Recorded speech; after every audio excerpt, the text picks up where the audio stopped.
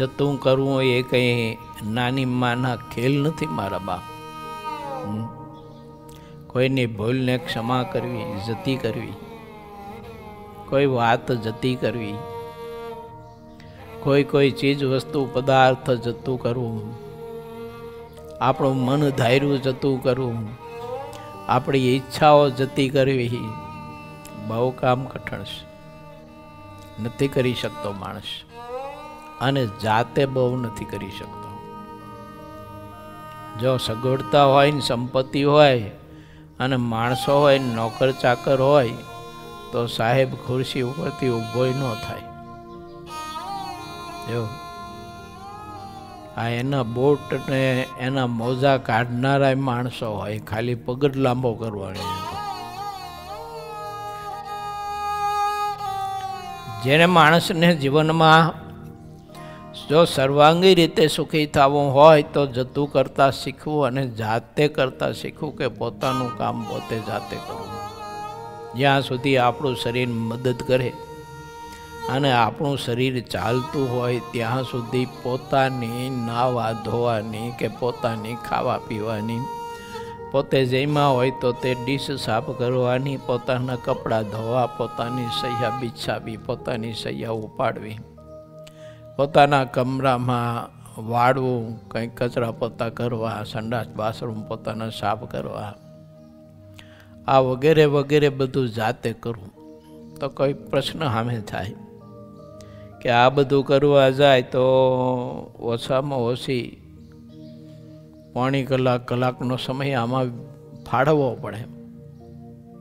બહુ બુદ્ધિશાળી માણસો હોય તો એ કલાક કે પોણી કલાકનો સમય આમાં ફાળવે, એની બદલે નોકર ચાકર પાસે આ કામ કરાવી અને એ પોણી કલાક કે કલાક પોતે પોતાના કાર્યમાં એ સમય ફાળવે તો કેટલો પૈસો કમાય. વાત સાચી, ખોટી નથી. પરંતુ એ સમય એમાં ફાળવીને સંપત્તિ આપણે કમાઈ શકીએ, પૈસો કમાઈ શકીએ, એ વાત બહુ નિશ્ચિત છે. પણ આ જાતે સેવા કર્યા વિના, જાતે કામ કર્યા વિના માણસમાં કોઈ દિવસ નમ્રતા, દાસત્વ પણ નથી આવતું. અને ઓલામાં સહેજે સહેજે અહંકાર બંધાઈ જતો હોય છે, એનું માન બંધાઈ જતું હોય છે. નુકસાની મોટી.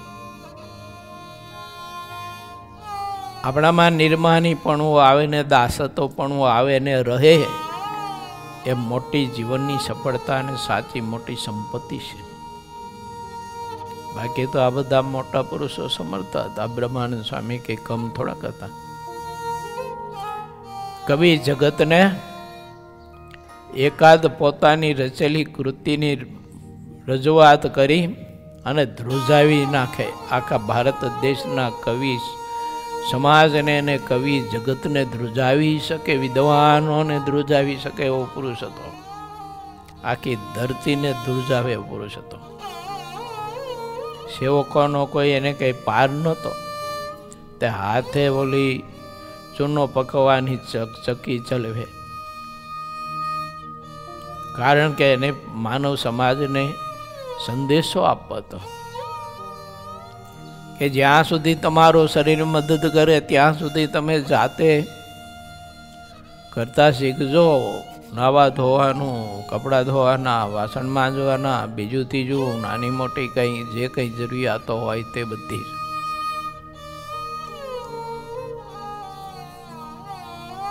તો તમારામાં દાસત્વપણું, નિર્માનીપણું નહીં હોય તો એ આવશે ને, હશે તો વધુ દ્રઢ થશે અને હશે તો ટકી રહેશે. નહીંતર ધીમે ધીમે આપણામાં દાસત્વપણું જશે, નિર્માનીપણું જશે, સરળતા જશે અને પછી બધા દુર્ગુણો આવીને વાસ કરશે. પછી દેહાભિમાન વધતું જશે. દેહાભિમાન વધશે એટલે પછી બીજા બધા દોષો વધવાના. એટલે ભગવાન સ્વામિનારાયણે જોવો પોતે જાતે રસોઈ કરતા, પીરસતા, પત્રાવળીઓ ઉપાડતા, રસોઈ બનાવતા શીખવતા. મહારાજ ગામડે ફરતા ને તે કોઈ બહેનો રસોઈ કરતા હોય તો એની ક્રિયામાં કાંઈ શુદ્ધિ હોય ન હોય, રસોઈ કરવામાં કે રસોઈ પકવવામાં એને એટલી બધી સફળતા ન મળતી હોય, અથવા એવી એટલી બધી આવડત ન હોય, તો આવડત પ્રમાણે રસોઈ કરતા હોય તો એ જોઈને મહારાજ કહે કે બહેન આમ રસોઈ ન કરાય, ઊભા થા, હું રોટલા ઘડતા શીખડાવું તમને, રોટલા બનાવતા આવી રીતે રોટલા કરાય, ભાખરી, રોટલી, ફુલકા, આવી રીતે શાક વઘારાય, આવી રીતે દાળ બનાવાય, ભાત બનાવાય, ભજીયા બનાવાય.